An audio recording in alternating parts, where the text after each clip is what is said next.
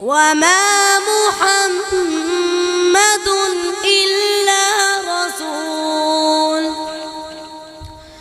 قد خلت من قبله الرسل